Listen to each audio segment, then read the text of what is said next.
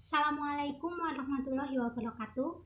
Kami dari kelompok 2 akan mempresentasikan hasil diskusi kelompok kami dengan materi yaitu sarana dan bangunan irigasi serta studi kasusnya. Kelompok kami beranggotakan yang pertama Vina Tasya Sunita dengan NIM 049, yang kedua Dwi Ulia Agustina NIM 050, yang ketiga Muhammad Dwi Zainul Akbar NIM 051, yang keempat Regita Maisan Fajriyanti NIM 059, dan yang terakhir ada Ahmad Hasin Syauqi dengan NIM 073. Untuk yang pertama kita akan bahas pengertian irigasi. Menurut Undang-Undang Republik Indonesia Nomor 11 Tahun 1974 tentang pengairan menyebutkan bahwa irigasi adalah usaha penyediaan dan pengaturan air untuk menunjang pertanian, baik air permukaan maupun air tanah. Di samping digunakan untuk pertanian, irigasi juga dapat digunakan untuk penyediaan air baku, air minum, keperluan industri dan perikanan. Adapun jenis jaringan irigasi meliputi irigasi permukaan, irigasi rawa, irigasi air bawah tanah, irigasi pompa, dan irigasi tambak. Menurut Sukirman 2016. Kemudian ada jaringan irigasi. Jaringan irigasi ini berfungsi untuk mendistribusikan air dari sumber ke areal pertanian.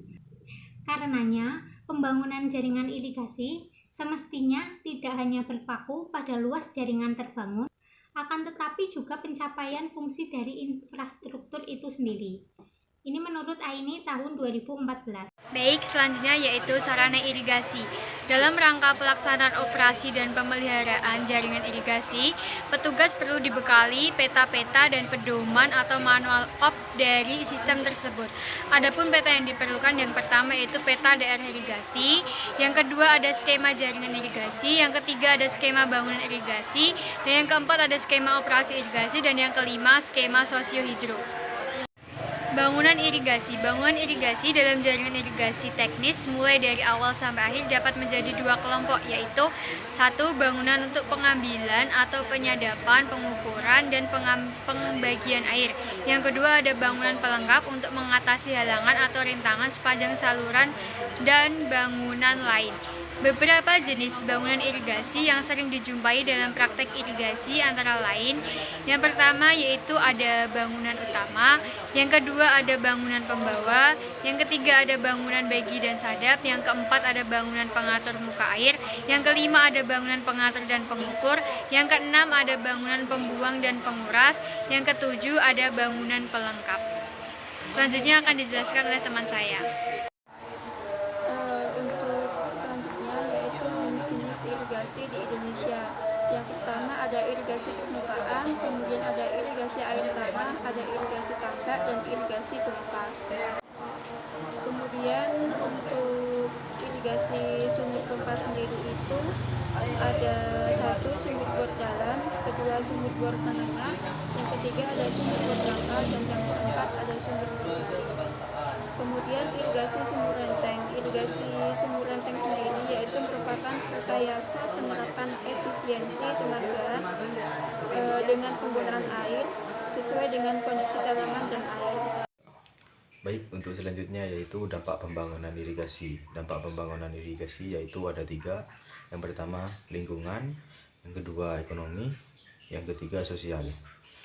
Yang lingkungan itu agar dapat mencegah terjadinya bencana banjir, dapat membantu petani terutama di saat kekeringan.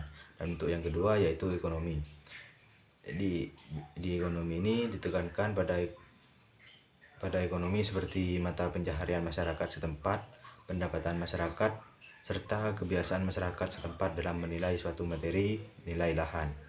Untuk yang terakhir yaitu sosial, berkaitan dengan masalah teknis maupun kepercayaan di daerah tersebut. Baik, untuk selanjutnya yaitu perancangan irigasi. Perancangan dashboard perencanaan pembangunan irigasi daerah menggunakan model pengembangan sistem dengan pendekatan terstruktur yaitu linear sequential model atau waterfall model. Adapun alur tahapan perancangan dashboard perencanaan pembangunan irigasi di daerah mendukung ketahanan pangan sebagai berikut. Yang pertama yaitu menyusun indikator dan elemen database irigasi. Yang kedua melakukan survei dan diskusi indikator dan elemen database irigasi. Yang ketiga, melakukan perancangan database irigasi. Dan yang keempat, uji coba database irigasi. Yang kelima yaitu fokus group discussion, finalisasi database irigasi. Dan yang terakhir yaitu yang keenam, evaluasi pelaksanaan kegiatan. Untuk selanjutnya yaitu perancangan dashboard perencanaan pembangunan irigasi di daerah. Dimaksudkan adalah agar pengelolaan data dan informasi perencanaan, pelaksanaan, dan capaian menjadi tersistematisasi dan mudah dimanfaatkan untuk kepentingan pengembangan kebijakan dan pembinaan terhadap daerah tersebut. Mungkin hanya itu. Untuk selanjutnya akan dijelaskan oleh teman saya. Baik, selanjutnya yaitu mengenai studi kasus pada jurnal internasional maupun jurnal Indonesia. Yang pertama itu studi kasus jurnal internasional, di mana jurnalnya berjudul tentang Injection and Fabrication of Autonomous Irrigation System of Agriculture, di mana pada studi kasus tersebut menjelaskan bahwa pertanian menyumbang sekitar 70% dari semua pengambilan air secara global dan sekitar 60% dari yang terbuang. Sebagian besar karena teknik yang tidak efisien. Ketika untuk mencoba meningkatkan frekuensi dan efektivitasnya menggunakan metode yang ada seperti irigasi tetes dan lain-lain, sehingga menjadi tidak mungkin untuk kegiatan beting. Penjadwalan yang tidak tepat dapat menyebabkan genangan air tanah. Nah, dalam studi kasus tersebut menjelaskan bahwa kebanyakan tidak sukses mengenai sistem irigasinya karena penjadwalannya yang kurang tepat. Selanjutnya yaitu studi kasus dari jurnal Indonesia dengan judul Analisis dan Perancangan Sistem Penggajian pada PT Berantas Abipraya Proyek Irigasi Air Lagitan Kecamatan Selangit Kabupaten Muara.